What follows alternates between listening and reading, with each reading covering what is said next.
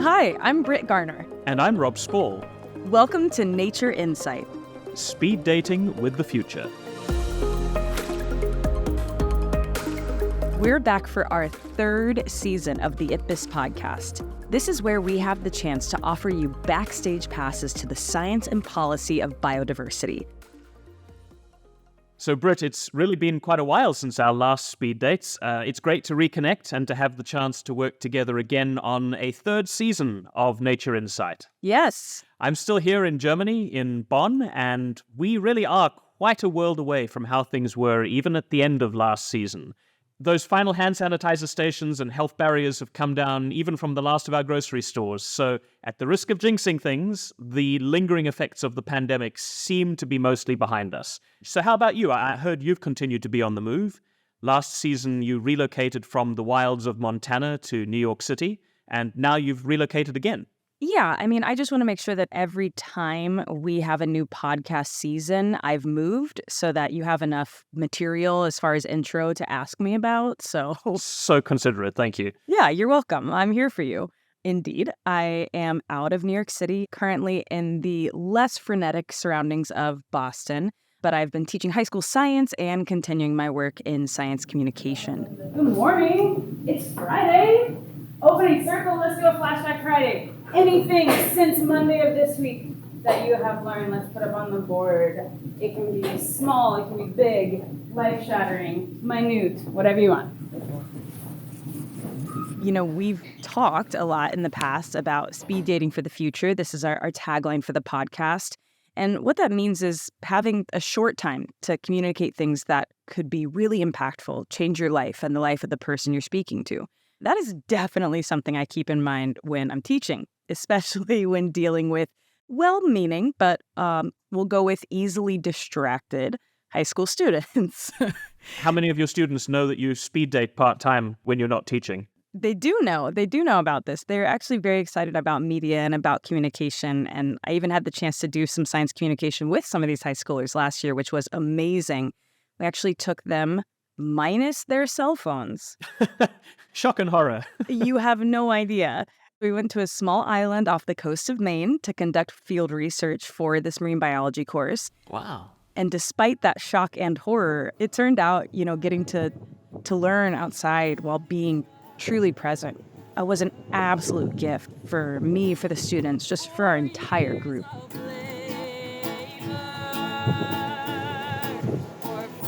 This is a recording from our first night on the island. We built a ritual around singing to the sunset as a way to appreciate the special place we were in and the experience we were sharing together. This is an original song written and being performed by some of the students, and the rest of us listened on amid the wind and the sound of the surf from the stunning intertidal zone of Hurricane Island.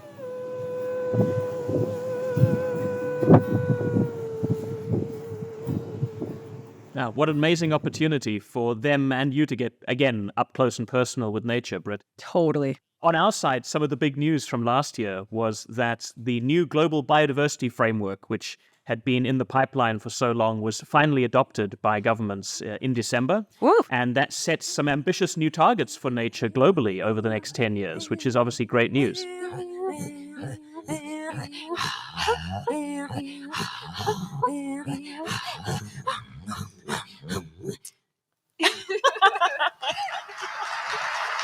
That was the sound of Scylla, which is an Inuit throat-singing duet from Nunavut in Canada. And they were one of the incredible performances that were on the stage ahead of the meeting where the Global Biodiversity Framework was adopted. So cool. We were also very proud last year that IPBES, together with our sister organization, our older sister organization on climate change, the IPCC, we were both awarded the prestigious Gulbenkian Prize for Humanity, which was quite a big moment for us. Now I'd like to invite the Executive Secretary of the IPBES and Larry Gaudry to come up on stage. This prize will be awarded by Angela Merkel. So that was the sound of the prize giving from the Gulbenkian Prize for Humanity, Brit. And it was awarded to recognize the role of evidence-based policy and action in protecting the environment, but also, quite particularly, to recognize the important role that the experts from both of our platforms, IPBES and the IPCC, have had in helping people make better choices about nature. Well earned to you and to all of those colleagues. I know that a big part of that evidence-based science is thanks to the work and the assessments of IPBES. And I think there's actually some of those that may have come out, some really exciting releases since our last season. Well, it's exactly right, Brit. You might remember when we were in season 2, we were talking about 2 new reports that we're about to launch. Indeed. One was on the many and different ways and important ways of valuing nature, and the other report was on the sustainable use of wild species. One of the things that I think was most impactful out of both of those reports was the way in which they were able to actually influence the discussions that were taking place that we've talked about already in Montreal in December. And one of the things that always brings that home to me is in the discussions that we were having about the sustainable use of wild species, for instance, there was this message that many people consider wild species to be something other than them or apart from them or something that's not immediately important to their daily lives. And hearing how so much of the work that we're doing has value and relevance in everybody's life, almost irrespective of where they live or which community they're from. And it's so interesting that a lot of times it's kind of an element of surprise. You find out that things you weren't expecting play a way bigger role that you may not have ever thought about. And, when it comes to life on Earth, I will say there are a few things that are as important, but actually kind of hidden away as this amazing group of organisms that we call fungus. Bum, bum, bum. Even in the way we talk about it. I mean, we talk about plants, animals, fungus, algae. It's always like it's the add-on to plants and animals. But in so many ways, it's at least as important, if not more important. Right. We got to start the biodiversity list with fungus. I think this is clearly where we're headed, especially after talking to our guest today. I am so excited to share this. We have Shiva Devkota from Nepal. Shiva's actually one of that country's leading mycologists. That's mushroom or fungus scientist. For years, he's been researching the variety of fungi and lichens that exist at altitude in this mountainous country. So let's cut over to that interview, and I will say we obviously began by comparing our fashion choices.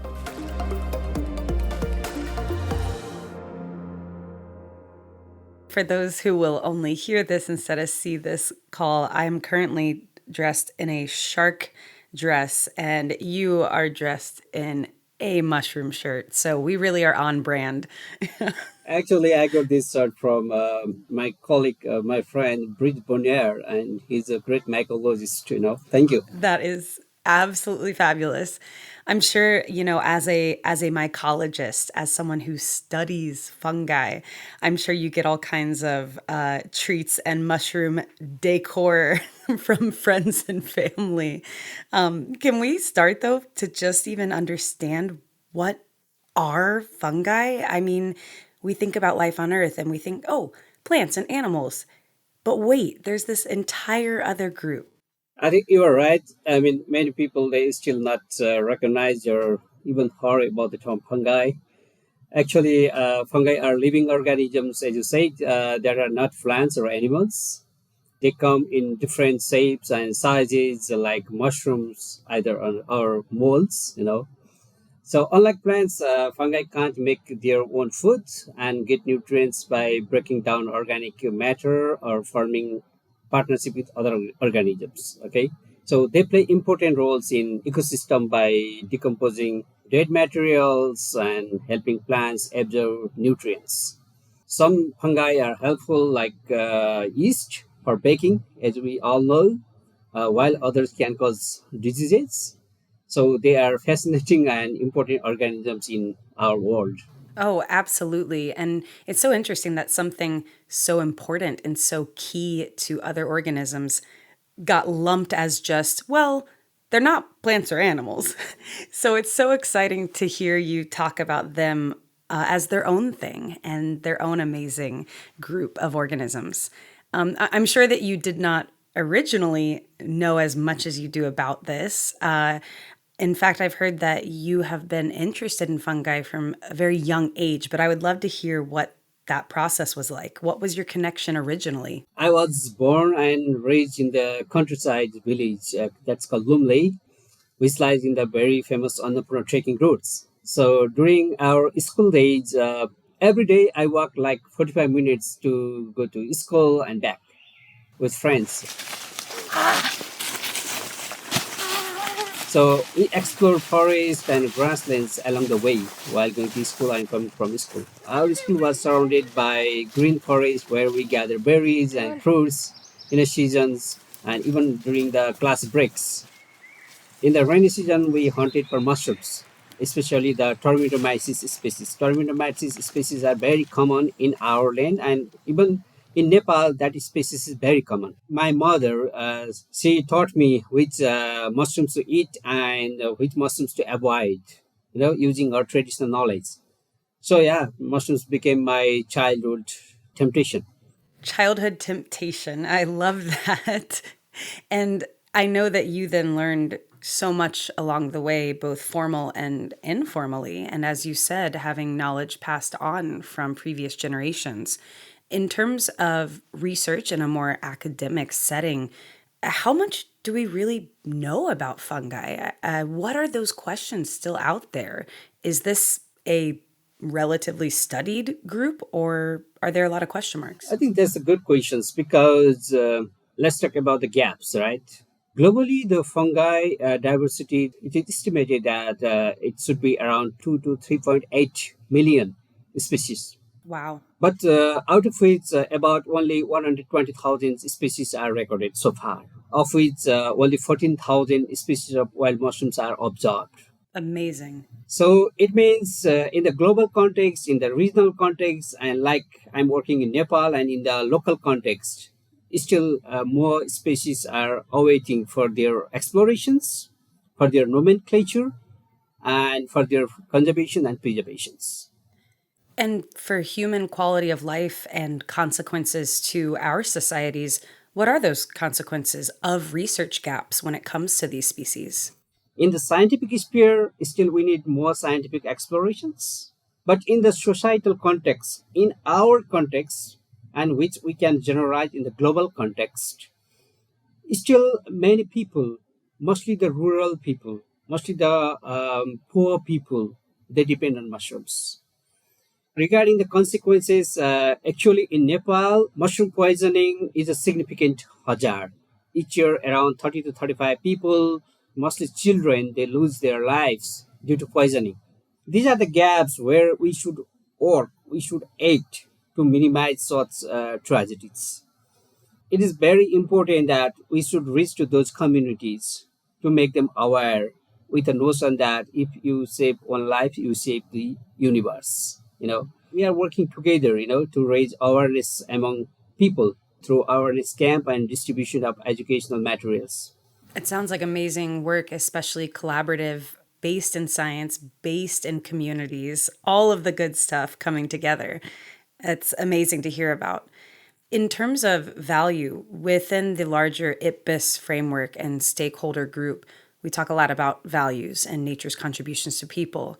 And I believe there's very high value for certain species in Nepal of fungi, particularly the caterpillar fungus, this mushroom. Can you tell us a little bit about that organism and what it means for the environment and the people in Nepal? Actually, this is very good questions because last week I was in the mountains during my field course and I witnessed several people, they were collecting caterpillar fungus. So actually the caterpillar fungus only occurs in Nepal, India, China, Tibet and Bhutan. So it's a very high altitude species. It provides a tremendous, significant amount of household income. In some areas in Nepal, like up to 65% of household income is sourced from its collections. So we call it as a Himalayan gold. For this year, the price per 1 kilogram of dried caterpillar fungus, it goes up to 15,000 to 20,000 US dollar in Nepal. That is stunning. Yeah. So this is very amazing fungi. This is very amazing fungi. And that must have an impact in terms of how people are using it. I guess people in the area, or do people travel to this area to get these resources? How is that impacting that local environment? I have seen that thousands and thousands of people were collecting this caterpillar fungus from such altitude. They were all tented above the tree lines and fixing their tents. You could clearly imagine how much forest they extracted for their fuel roots and the pollutions. So we need to address several things. These prices are so high, and I'm curious, what exactly is it that drives that cost point? Why is it that these are so expensive? This is very interesting because I'm in Nepal, but I was never known about the price of caterpillar fungus because that fungus grows in the high Himalaya. And during my study, when I went to the real site, with the people, with the collectors, with the traders, and I realized that lots and lots of collections from Nepal that goes to China, and the main trade center is China. And scientifically, what we learned is that actually the major chemical component of this fungus is dimannitol, that is cordycepic acid. It is an immunoregulatory active, compound, and like with other compounds like inosine or polysaccharides. So it is supposed to boost immunity. So people are paying for to boost immunity, for anti-aging, for anti-tumor, to minimize diabetics and heal other heart-related problems. So it is also called a Himalayan Viagra, due to its aphrodisiac nature. That's why the people are paying more money with the belief that it cures everything, it boosts energy. And the consequences, as you say, that the decline of populations means decline in collections. Decline of population means decline in collections, and it means to reduce income, which ultimately impacts their livelihoods, food security, and supplement income, as I said earlier. So these are the two things: skyrocketing price and changing mountain environments and the depletion of populations. Three things are going parallelly with this caterpillar fungus. And that makes me think, you said the changing mountain environments. It sounds like a lot of these expeditions to collect caterpillar fungus, and also, I would assume, climate change. I know that there are multiple threats facing these regions. What are some of the biggest ones? Climate change is a slow process. We cannot generate our results looking after a few years. Okay. Sure. But the simple thing is that degradation of collection pasture, that is a major problem.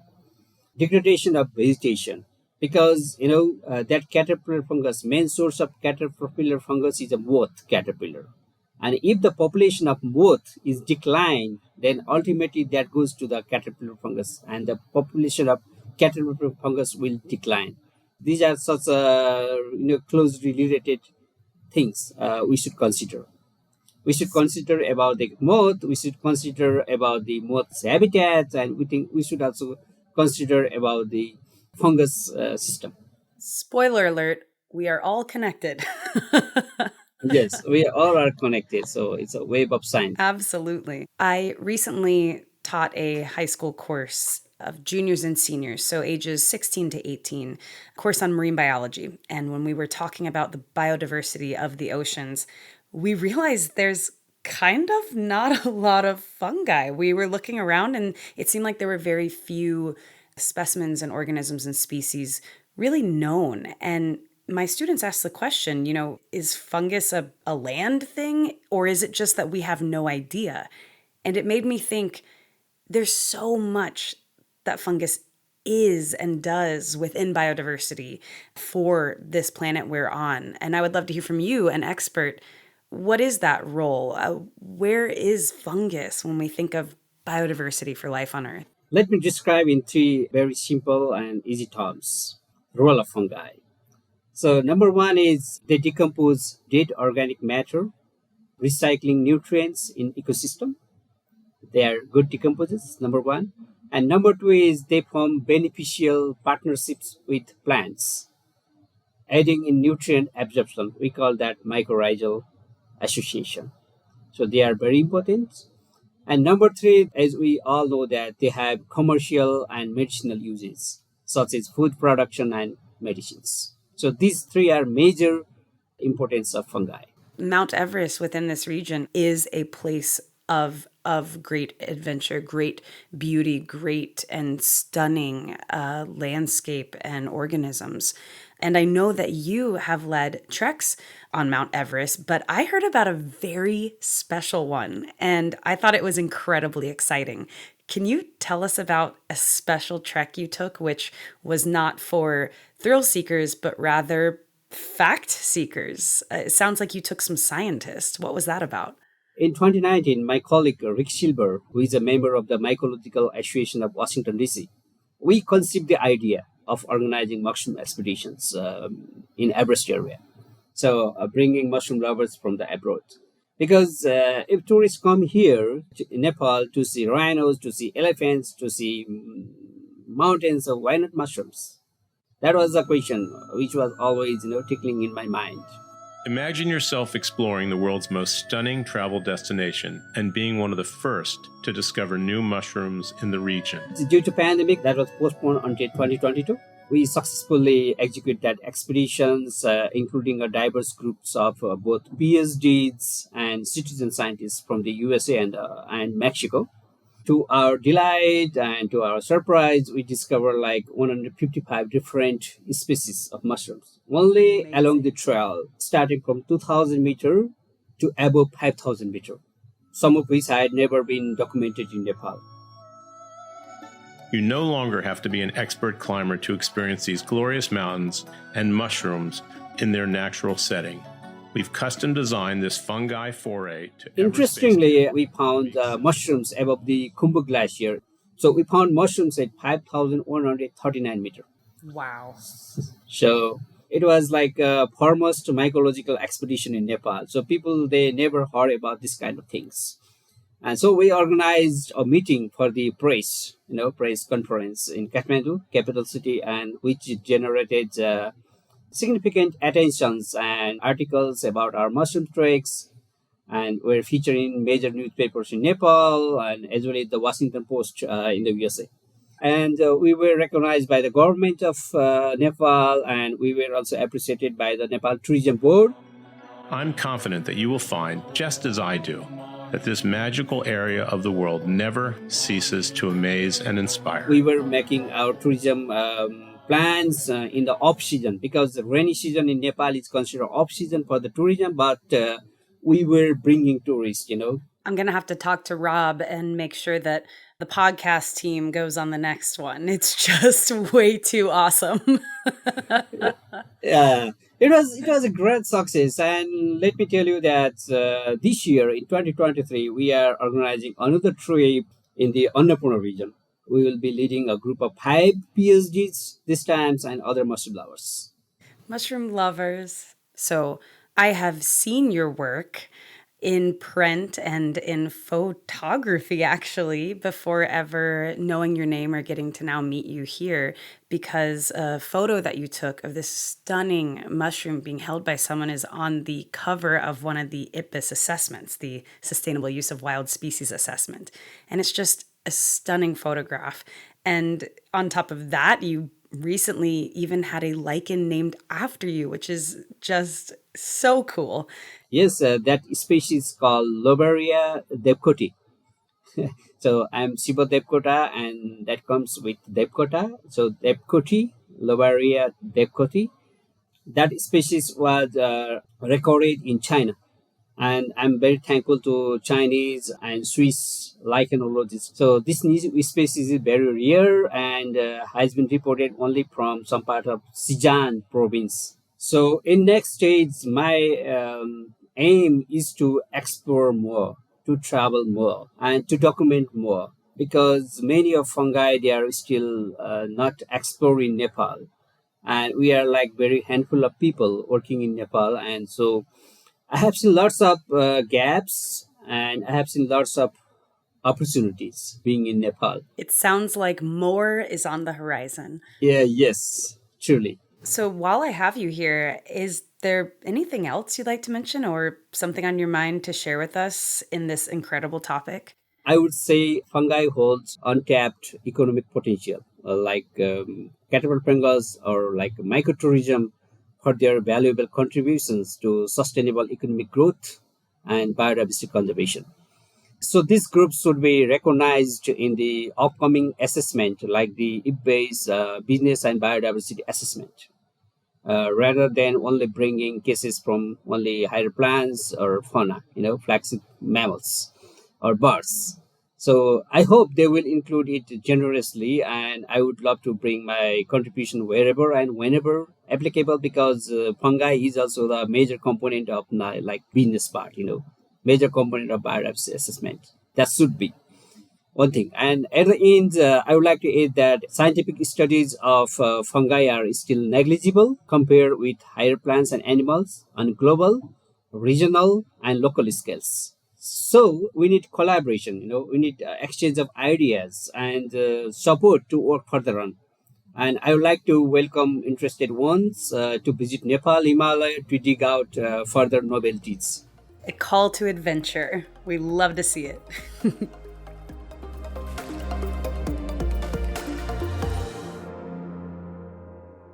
What a fantastic interview, Brit. I really have to say, when I heard we were going to be having an episode that dealt with climbing Mount Everest and the Himalayas to talk about mushrooms, I was really curious as to see which way it was going to go. But that was a fantastic opportunity to again underscore how little we know about so much when it comes to nature and biodiversity. What was it that Shiva called it? The gaps and the opportunities. That was such a great way to illustrate that. Yeah, absolutely. And that's really humbling, but also really exciting to me as someone who has academically studied biodiversity, but also as someone who tries to get other people interested in it or open to learning about it. Who knows what we find out next? It's just such a great illustration of how little we know, but how exciting it can be. Even the existence of mushrooms or fungi at those altitudes so high up in conditions that perhaps are what we might consider normally as less hospitable for most of at least human life. I mean, it tells us, I think, quite a bit about the resilience of nature, the unexpected ability perhaps of some species to survive in harsh environments. It kind of gives us in some ways insights into the natural world every time we discover one of these new species or find out something new about an ecosystem that helps us then take that information and perhaps use it elsewhere. Oh, definitely. For us, we think, oh, life up that high, Mount Everest, like what could even be there? And then you have all of these fungi species being like, here's good. This is great, actually. We're vibing. This is perfect. Thanks so much. What I really loved was the invitation that he issued. I mean, how many times do you get an invitation from one of the world's leading scientists in a field to go and visit Nepal and to explore Nepal and collaborate on research to find out more about what this means globally? Yeah, I'm not going to lie. I actually already bought tickets, charged it to your account. I hope that's okay. I figured I was going to ask for forgiveness instead of permission on that one. So Nature Insight coming to you live from the Himalayas next time, right? You're welcome. That's it for this first episode of Season 3 of Nature Insight, Speed Dating with the Future. I'm Brit Garner. And I'm Rob Spall. Next week, I'm going to be exploring a very different subject, which is how we at IPBES are working with and supported by networks of people, stakeholders around the world to raise awareness about the work that we're doing and to promote research and evidence for biodiversity. And in the meantime, you all can learn more about IPBES's work on www.ipbes.net or on any of their social media channels. Just search for @IPBES, that's @IPBES. Thanks for listening, and we'll be back next week.